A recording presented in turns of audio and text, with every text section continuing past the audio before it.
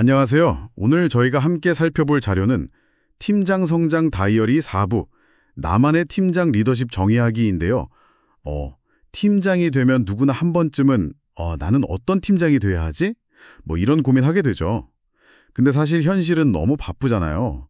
당장 처리할 업무도 많고, 그래서 이런 고민을 깊게 하기가 좀 어렵습니다. 오늘은 그래서 이 자료를 보면서요.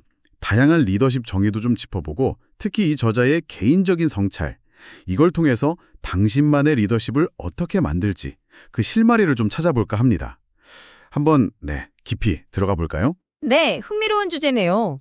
사실 리더십 정의는 정말 다양하죠. 이 자료에서도 몇 가지를 이야기하는데요.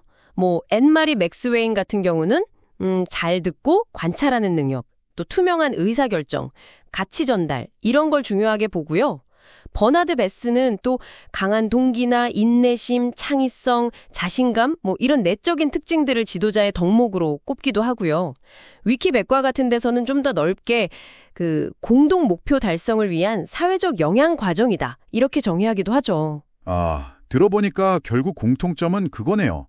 공동의 목표를 위해서 사람들에게 영향을 미치는 과정? 이런 거요. 근데 이런 정의들만 보면 실제 팀을 이끌 때는 좀 막연하게 느껴질 수도 있을 것 같아요. 네, 맞아요. 그래서 이 자료가 좀 재미있는 부분이 이런 일반적인 정의들을 바탕으로 팀장의 역할을 조금 더 구체화한다는 점이에요. 핵심은 그거죠. 팀장 자신이 막 드러나는 게 아니라 팀의 영향력을 극대화하는 매니저, 이 역할에 집중해야 한다는 겁니다. 팀의 영향력을 극대화한다. 그게 구체적으로 어떻게 가능한 걸까요? 여기서 딱 그 피터 드러커의 유명한 말이 생각나네요. 훌륭한 리더는 약점으로는 발전할 수 없다는 거란다. 이런 거요. 성과를 내려면 사용할 수 있는 모든 강점을 활용해야 한다. 결국엔 팀원들 각자의 강점을 찾아서 그걸 키워주고 그걸로 시너지를 내는 게 핵심이다. 이건가요? 네, 정확합니다. 약점을 보완하려고 막 애쓰기보다는 오히려 각자가 가진 강점을 최대한 발휘하게 해서 팀 전체의 성과를 끌어올리는 것. 이게 이제 드러커가 말하는 효과적인 리더십의 본질인 거죠. 그런데 이 자료의 저자는 여기서 한 걸음 더 나가요. 어떤 점이 다른 건가요? 더 나아간다니? 저자는 약간 의외일 수 있는데 존경받는 팀장이 되는 것 자체에는 그렇게 큰 욕심이 없다고 솔직하게 말해요. 오히려 팀장이라는 이 역할을 어제보다 더 나은 나로 성장하기 위한 하나의 방법론? 그렇게 본다는 거죠. 리더십을 자기 성장의 도구로 본다. 와, 이거 상당히 신선한 관점인데요. 그럼 팀원들에게 어떻게 보이느냐, 평가 이런 건 중요하지 않다는 뜻일까요? 그런 의미라기보다는요. 존경이나 인정을 받으려고 겉모습을 꾸미는 데 집중하기보다는 스스로 계속 성찰하고 성장하는 그 과정 자체를 보여줌으로써 자연스럽게 좀 긍정적인 영향을 주고 싶다. 이런 뜻으로 해석하는 게 맞을 것 같아요. 여기서 이제 중요한 구분이 나오는데 리더십을 단순히 주어진 직책, 포지션으로 보는 게 아니라 스스로 만들어가는 역량, 그러니까 케이퍼빌리티나 혹은 태도, 애티튜드로 본다는 점이죠. 직책이 아니라 태도로서의 리더십. 이게 무슨 의미일까요? 좀 더 설명해 주실 수 있나요? 어떤 태도를 말하는 걸까요? 여기서 태도라고 하는 건 그냥 마음가짐, 이걸 넘어서요. 예를 들면 계속 배우고 성장하려는 자세, 또 팀원들의 가능성을 믿어주고 그들의 강점을 통해서 성과를 만들려는 그런 의지 같은 거요. 그리고 이 모든 과정을 또 자신의 성장 동력으로 삼는 그런 접근 방식 전체를 의미한다고 볼 수 있습니다.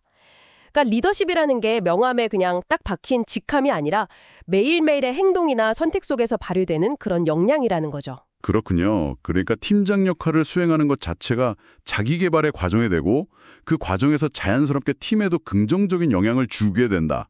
이런 맥락이네요. 근데 현실적으로 보면 당장 성과 압박도 있고 팀원들의 약점 관리도 분명히 필요할 때가 있잖아요. 정말 강점이나 리더 본인의 내적 성장에만 오롯이 집중하는 게 그게 가능할까요? 네, 좋은 지적이세요. 저자가 그렇다고 약점 관리를 아예 하지 말라는 의미는 아닐 겁니다. 다만 리더십의 핵심 동력을 어디에 두느냐 이 문제 같아요. 약점을 메우는데 막 급급하기보다는 강점을 활용해서 성과를 내는 구조를 먼저 만들고 또 리더 스스로가 성장하는 모습을 계속 보여주는 것. 이게 장기적으로 봤을 때 팀 전체에 더 강력한 동기부여나 영향력을 줄 수 있다. 이런 믿음이 좀 깔려 있는 것 같습니다. 결국 팀장의 리더십이란 팀원들의 성장과 성과를 극대화하도록 돕는 여정이고 그 여정을 잘 이끌려면 팀장 자신부터 계속 배우고 변화해야 한다. 뭐 이런 결론에 이르는 거죠. 오늘 이렇게 쭉 이야기를 나눠보니까요. 리더십이라는 게 어떤 고정된 타이틀이라기보다는 끊임없이 자신을 돌아보고 또 팀원들의 잠재력을 끌어내려고 노력하는 일종의 태도에 가깝다는 생각이 드네요. 특히 약점보다는 강점에 집중하라는 그 관점은 다시 한번 좀 곱씹어 볼 만한 지점인 것 같습니다. 네, 그래서 마지막으로 당신에게 이 질문을 한번 던져보고 싶습니다. 이 자료의 저자는 리더십을 궁극적으로 태도의 문제라고 봤거든요. 그렇다면 당신은 지금 당신의 자리에서 어떤 태도를 통해서 리더십을 발휘하고 있다고 생각하시나요? 혹은 앞으로 어떤 태도를 좀 갖추고 싶으신가요? 잠시 한번 고민해 보시는 시간이 되었으면 좋겠습니다. 네, 정말 의미 있는 질문이네요. 오늘 저희 이야기가 당신의 리더십 여정에 작은 영감이 담아 더했기를 바랍니다.